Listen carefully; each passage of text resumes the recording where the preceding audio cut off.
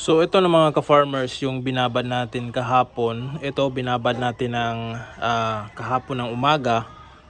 Dito yan mga ka-farmers, kalahati lang grains yung inilagay natin. Tapos ito na siya ngayon, nandito na. So mamayang siguro mga 9 or 10 magto 24 hours na siya dito. So yan. So kukunin natin yung kalahati dito mga ka-farmers at ipapakain sa mga manok. Ito naman kahapon kalahati din yung inilagay ko dito. Pero nandito na siya ngayon. So wala pang 24 hours, mataas na siya. So mamaya siguro bukas na ito magagamit natin, pero lalampas na ito dito sa level ng tubig niya. So ayan siya yung ating fermented grains. So ngayon kukunin natin ito, papakain sa mga manok dahil fermented na siya. So kalahati niyan mamayang hapon at ito pang bukas na ito. At magbababa din tayo ng ganito. Pagkatapos nating makuha ito, magbababad tayo ng iba. Alright.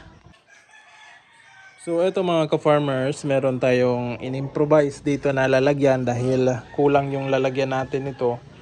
So ito yung binili natin kanina. Inilagay natin dito sa bote. Tapos empty na bottle ito mga ka-farmers. So ito bukas ng umaga sa mga susunod na araw na ito. So ito tigda 2 kilo yan. So mag-expect tayo na tutubo siya hanggang dito. So magdodoble yung size nito. Kagaya nito. So lalagyan natin ito ng tubig. Tapos mga 3 days, 3 to 4 days ito magagamit natin. So ito yung para bukas